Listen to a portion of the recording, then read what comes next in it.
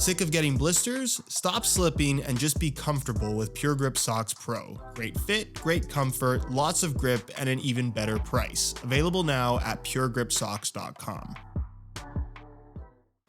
As much as I think the latest generation of top-end Mercurials are really good, it must be said they're still pretty expensive and the added grip might not be for everybody, which is why you'll be pleased to learn about how good these are. Ladies and gentlemen, say hello to the brand new Nike Zoom Mercurial Vapor 16 Pro, the first takedown model in the new Mercurial lineup, bearing a retail price of $160, which is by no means inexpensive, but it is $100 less than the top-end Elite model that sits above it. Also, and I'm not sure if this is going to change in the near future, but as of right now, the Pro tier Mercurial is only available as a low-cut Vapor 16. There is yet to be an official release or at least any availability of a Superfly 10 Pro, so we'll see if that changes in the near future. Where despite the visual similarities, where there are some elements of the Vapor 16 Pro that are pretty well on par with what you'll find from the Elites, there are also some significant differences that make for a very different playing experience. This of course raises a bunch of different questions, the most important of which being, is the Vapor 16 Pro the best value for money speed boot of 2024? We're going to discuss all the details and tech of the Vapor 16 Pro because I think there are a couple of misleading claims from Nike there. We'll talk about how they compare to the more expensive Elite models, how they stack up against the competition at similar price points, how they fit and feel on feet, and of course, whether or not they are truly worth the $160 price tag. So if you're interested in learning more, please stick around and watch the entire review. And if you are interested in a pair for yourself, you can pick them up below their normal retail price by way of some exclusive SR4U coupon codes by checking out the first link down below. And as always, if you enjoy the unsugar-coated, brutally honest content on the channel, don't forget to drop a like on the video and make sure you're subscribed if you haven't already so you don't miss out on my reviews of all the latest football boots of 2024. So first things first, here's a side-by-side of the Vapor 16 Pro and the much more expensive Elite model, where as you can see they are visually very similar. The finishing on the sole plate is going to be probably the biggest visual difference. Other than that, the swoosh on the Pro is a little bit bigger on both the lateral and medial side, as you can see, but it's really the makeup of the upper that varies quite significantly in terms of how it's going to feel on the ball, where the top-end Elite across the top front half of the upper features their grip knit material, which is just a sticky variation of fly knit. The bottom lower half of the upper features atom knit, which is supposed to be a lighter take on a knitted material, and then across the top of the foot, creating that one-piece enclosure, is Nike's typical fly knit, where what you're going to find on the Vapor 16 Pro is a full fly knit construction all the way through, something that we haven't really seen before on a takedown model from Nike. Typically, fly knit, at least to this extreme, has been exclusive to top-end football boots, which is why it shouldn't be surprising at all that the fly knit upper of the Vapor 16 Pro very much feels like that of a top-end pair of football boots. If we were comparing the feel of the upper on feet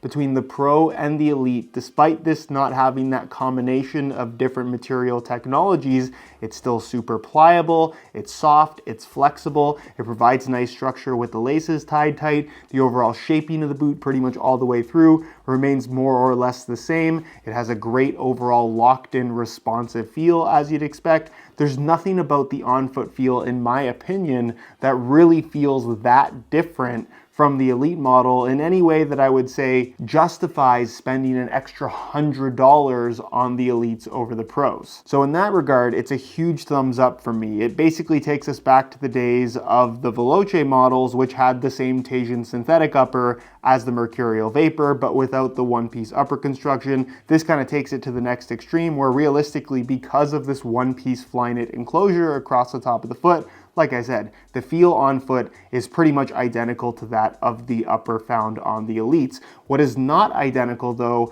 is the finish on the surface, where obviously one of the key new features of the top-end Mercurials this year is that grip knit material, which gives you that kind of soft silicone finish that does provide a ton of additional grip on the ball. That is one of those things that you're either going to love or hate. It definitely does take some getting used to if you're typically not a fan of boots that have additional grip, but I think for those that like it or that will get used to it, it's a positive feature overall. Now you'll find in the tech specs of the Vapor 16 Pro, they list this boot as having a tacky finish to the surface of the Flyknit. However, to the touch, you'll immediately notice that this feels no different than the thin polyurethane Nike Skin material that we've had on a bunch of Flyknit football boots, basically since Flyknit was first introduced all the way back in 2014. So extremely misleading in my opinion to suggest that this is grippy in any way at all. This, I would say, is pretty much on par with all past Mercurial models, or at least most past Mercurial models, in terms of, for the most part,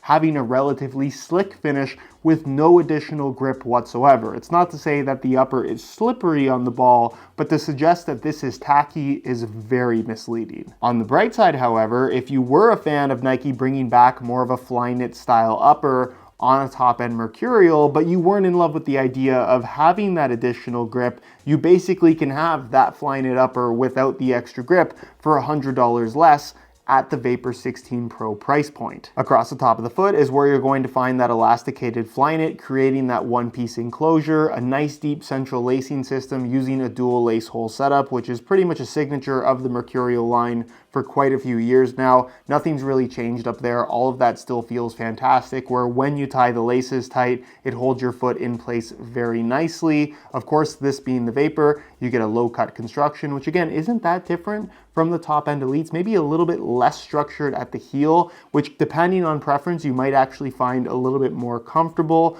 but overall, solid at the base, a little bit softer at the top, and then internally, you're gonna find a very similar type of lining material. It's the soft microfiber, plenty of padding that I think feels very comfortable and also does a really good job of locking your heel in place without feeling like it's kind of grabbing it in an uncomfortable way. And then the insole, fully removable. I'll give you guys a quick look at that. It is different from the top end model in that it's a simple mesh liner on the surface. It's made from a single layer of this black foam. And then you can see there's a little cutout here in the heel that is exactly the same size as the zoom unit that sits directly underneath the heel. Which brings us to the second key difference between the Pro and the Elites, and that being the 3/4 length zoom unit of the Elite, basically running from the tip of the toe to the base of the heel, is not present on the Pro model. All you're going to get is this tiny little zoom unit underneath your heel, which if you're standing on a hard surface and you kind of squish your heel into the base of the boot,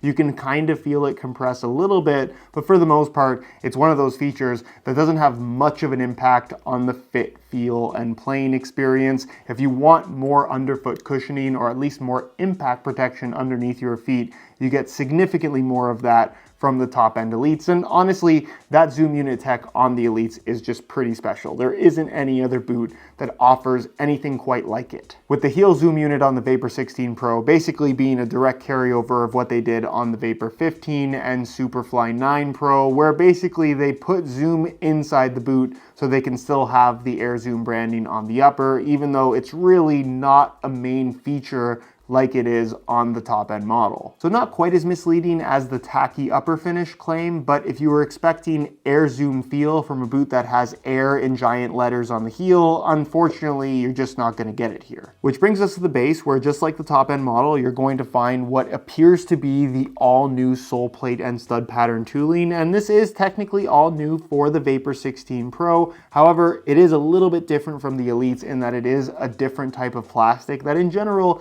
is just a little bit softer and more flexible. It's not going to have that same kind of springy sensation as what the top end model provides, and of course not having that 3/4 length zoom unit does kind of affect the bend profile of it slightly. Nonetheless, this still feels very premium and very much like what you'd expect to find on a high-end pair of football boots, so no major concerns from me there. And then as far as the FG stud pattern is concerned, that pretty well is a direct carryover from the Elites, where they've gone back to bladed chevron studs, at least for these four main ones here in the forefoot, two super aggressive bladed studs close to the tip of the toe, your four blades under the heel, and then kind of this ripple effect for the studs running through the middle to kind of more evenly distribute the pressure across the base of the foot, where even though this doesn't have the 3/4 length zoom unit, I will say in comparison to last year's Vapor 15 Pro, I really do feel like the stud pressure does feel more even across the bottom of the foot, which in turn just results in something that feels a little bit more comfortable. And then of course, as far as traction is concerned from this aggressive FG stud pattern, it is, as you'd expect,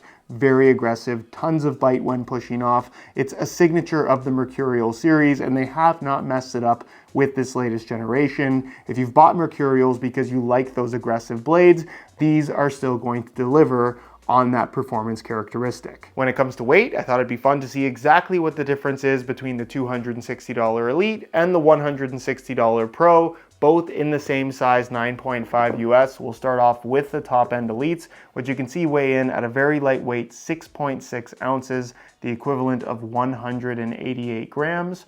Remember those numbers, change the scale back to ounces, and we'll throw on the Pros, and you can see that they weigh in at 7.3 ounces, the equivalent of 206 grams, which is a weight difference just shy of 20 grams in favor of the more expensive Elites. Not too surprising there, and admittedly, these are the lighter feeling football boots on feet, but with all that said, considering the well under $200 price tag, what you're getting from a weight perspective is still a football boot that is very lightweight in the Vapor 16 Pro and pretty well on par or lighter than most top-end models, some in the speed category, some not. On feet, I really don't have much negative to say about the fit and feel of the Vapor 16 Pro. Like I mentioned earlier, despite the full Flyknit upper construction of this football boot when compared to that top-end Elite model, which combines grip knit, atom knit, as well as Flyknit, the on-foot fit and feel is pretty well identical. The main difference is, of course, that grip on the surface, of which there is none on the Vapor 16 Pro, but that affects nothing in regards to the fit and comfort of the football boots. The upper is thin, but also super pliable. It has a little bit of that sock-like sensation without being overly padded. It has that nice, tight, signature Mercurial wrap without lacking in structure. It squeezes your foot in a way that still feels pretty comfortable, and overall, feels very much like a top-end pair of football boots. The heel is really nicely padded. The main difference you're going to find in terms of the on-foot feel when compared to the Elite model is, of course, the lack of the zoom unit basically underneath the forefoot, where you just don't have that kind of underfoot responsive cushion that the zoom unit of the Elite provides. Instead, you're just on a standard plastic sole plate, which relates these more closely to basically every other football boot on the market, which is by no means a bad thing. Mercurials didn't have zoom units for a very long time. This feels like those generations of high-end boots. So again, nothing to complain about there, especially considering the $100 price difference between the Pros and the Elites. From a fit and width perspective, obviously they're Mercurial, so they're gonna have that super tight fit. If you have really wide feet, they're not going to be the best option, but if you've worn Mercurials in the past, I definitely think you're still going to fit in this latest generation. Not a huge difference from the previous gen Vapor 16 and Superfly 9. The main difference is that the uppers this time around, especially in the Pro tier model, is just more pliable and moves more efficiently with your foot, which in turn I think makes the boot as a whole just fit more comfortably and wrap your foot a little bit more closely. It feels less restrictive. So again, if you like that tight fit, these are going to work for most people. And as far as sizing is concerned, I'm wearing these in my usual size 9.5 US, and the fit and the length is perfect. So if you are looking to get a pair for yourself, just like pretty much every previous generation of Mercurial boots, I would strongly recommend going true to size in order to achieve the best possible fit. So in conclusion, I'm gonna keep things really simple. If you are interested in the new generation of Mercurials, but don't care about or want either extra grip on the ball or care about or want Nike's Air Zoom tech, perhaps a combination of the two, then don't waste your money on the Elites.